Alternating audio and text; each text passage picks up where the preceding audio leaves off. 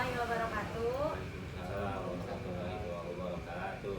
Baik Bapak-Bapak, Ibu-Ibu, perkenalkan nama saya Adela Fitriani. Saya adalah mahasiswa dari Universitas Pendidikan Indonesia. Tujuan saya ke sini atau di sini saya ingin menyampaikan pembelajaran atau pengetahuan tentang materi kita yang berjudul demam berdarah dengue atau DBD. Baik, saya ingin mengontrak waktu. Kita akan melakukan ini sekitar 30 menit ya Pak, Bu. Ya. Ya baik, kita mulai ya. Sebelumnya ada yang tahu gak DBD itu apa? Demam berdarah dengue. Ya, jadi demam berdarah dengue ya Bu, yang disebabkan oleh apa Ibu? Nyamuk. Nama nyamuknya apa Bu, tahu nggak? Aedes aegypti. Ya, Aedes aegypti. Jadi demam berdarah dengue ini adalah penyakit menular ya Bu, yang disebabkan oleh virus dengue atau dengue yang ditularkan melalui nyamuk, salah satunya yaitu nyamuk Aedes aegypti. Lalu penularannya itu adalah penyakit demam berdarah ini ditularkan melalui gigitan nyamuk yang membawa virus dengue. Yang tadi ya Bu, namanya nyamuk, salah satunya itu nyamuk Aedes aegypti. Nah, ketika nyamuk demam berdarah ini menghisap darah seseorang, maka kemungkinan besar virus ini telah ditularkan ke orang yang tergigit tadi. Kemungkinan penularan akan semakin besar apabila nyamuk tersebut telah menghisap darah orang yang sudah terinfeksi virus. Nah, maksudnya di sini itu jadi nyamuk ini yang tadinya tidak membawa virus ini lalu menggigit seseorang itu yang setelah sakit demam berdarah, sakit DBD, terus orang sakit DBD itu digigit sama nyamuk Aedes aegypti. Lalu nyamuk ini akhirnya membawa virus demam berdarah itu, yaitu virus itu ditularkan atau nyamuk ini menggigit orang yang lagi sehat nih Bu. Nah, akhirnya orang yang sehat itu tertular penyakit DBD gitu. Secara simpelnya seperti itu. Sekitar 3 sampai dengan 14 hari Bu, gejala DBD pertama kali muncul gitu. Nah, ini siklusnya. Yang pertama yang tadi Bu, ini ada nyamuk ya, nyamuk Aedes aegypti ini pertamanya ini dia tidak membawa virus karena dia belum menggigit orang yang sedang sakit DBD. Nah, nyamuk ini menggigit orang yang telah sakit DBD ini Bu, lalu nyamuk ini membawa virus. Nah, ini ada seorang anak yang sehat ya Bu, lalu digigit oleh nyamuk ini, maka sekitar siklusnya itu kurang lebih 7 hari dia akan jatuh sakit atau tertular virus demam berdarah, yaitu sekitar 4 sampai dengan 7 hari gitu. Iya. Jelas ya Pak, Bu? Gas. Nah, ini langsung ke tanda gejalanya Bu. Tanda gejalanya itu demam tinggi mencapai 40 derajat Celcius, terus nyeri kepala berat atau pusing gitu ya Bu, sakit gitu kepalanya. Terus nyeri sendi, otot dan tulang kayak pada linu-linu gitu Bu badannya.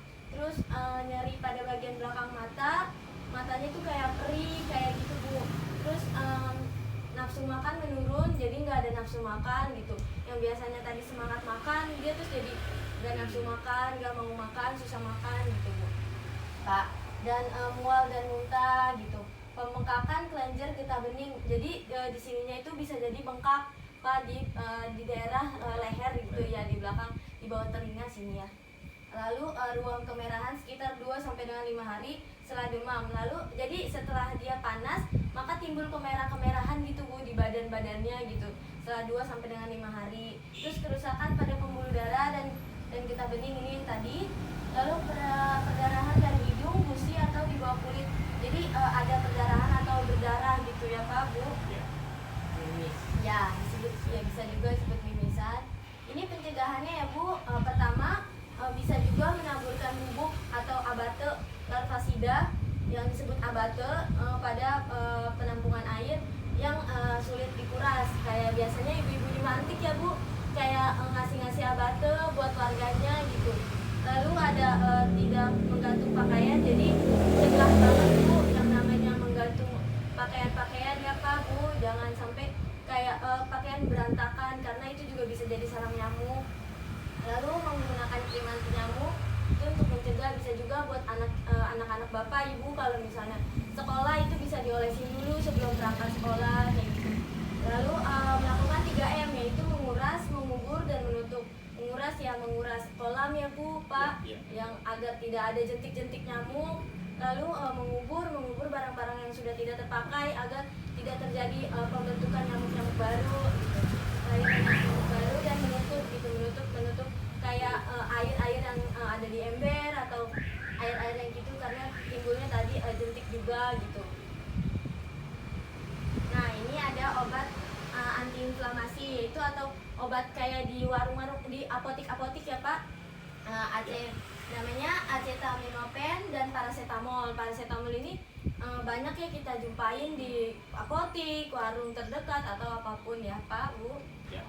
Lalu ada obat herbal yaitu untuk menormalkan atau menambah kadar trombosit dalam darah. Nah, obat herbal ini gampang banget kita cari, bisa di pasar, dimanapun. Tanaman toga kita di rumah bisa juga. Ada patikan kebo ya Bu, ini contohnya seperti ini. Jambu. Ya ini patikan kebo itu atau gulma, terus jambu biji, daun pepaya juga bisa, beras angkap ya Bu.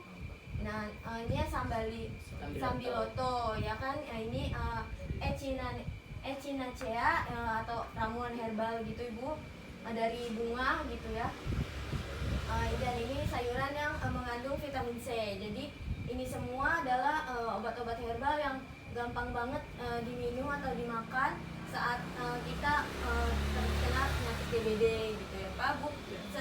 Ini juga bisa untuk mencegah juga atau mengobati juga. Nah di sini tadi ini adalah di poster ini adalah termasuk pencegahan ya Bu, yang tadi ada menguras, menutup, mengubur, yaitu tempat penampungan air nih yang tadi itu menutup tempat penampungan air, ditutup biar nggak ada jentik nyamuk, dan mengubur barang-barang bekas yang sudah tidak terpakai seperti itu. Nah mungkin sudah langsung ke sesi tanya jawab ya Pak Bu. Sebelumnya udah mengerti Bapak Ibu? Ngerti. Paham. Paham ya. Coba saya tanya. Tadi ada pencegahan yang nih saya tutup. Pencegahan yang Ibu tahu, yang tadi sudah saya kasih tahu, apa aja yang tahu siapa? Saya boleh jawab, Bu. Ya, silakan Dengan Bu. memakai krim obat nyamuk. Ya, benar. Terus dengan cara 3M, menguras, Ya. mengubur, dan menutup. Ya, benar Ibu. Itu termasuk pencegahan ya. Lalu pertanyaan selanjutnya, saya mau nanya lagi nih Bapak Ibu. Kalau Bapak Ibu udah mengerti kan tadi katanya udah ngerti tuh, apa sih Bu 3 contoh aja obat herbal yang tadi saya sudah sebutkan, apa yang tahu Bapak Ibu? Coba tadi. Iya Bapak. Jambu biji. Jambu biji ya. Gulma. Terus Gulma. daun paya. Daun paya ya benar. Sayuran vitamin C. Vitamin Ya, C, benar. sayuran, buah-buahan. Ya benar itu. Semuanya benar. Jadi udah pada ngerti ya Bapak Ya, Ibu ya. materi yang sudah saya sampaikan. Jadi kesimpulannya kita harus benar-benar mencegah kepada anak kita, keluarga kita gitu. Kalau misalnya anak kita mau berangkat ke sekolah, kita juga harus memakaikan krim yang tadi ya. Terus juga ibu-ibu nih harusnya melipat pakaiannya ya Bu, jangan digantung sembarangan. Iya. Ya, lalu kita juga bisa makan sayuran-sayuran vitamin C kayak gitu ya, untuk meningkatkan imun kita juga bisa kayak gitu ya. Mungkin sekian dari penyampaian materi dari saya. Sebelumnya terima kasih banyak Bapak Ibu sudah mendengarkan saya, sudah ingin belajar tentang penyakit DBD. Kurang lebihnya mohon maaf. Assalamualaikum warahmatullahi wabarakatuh.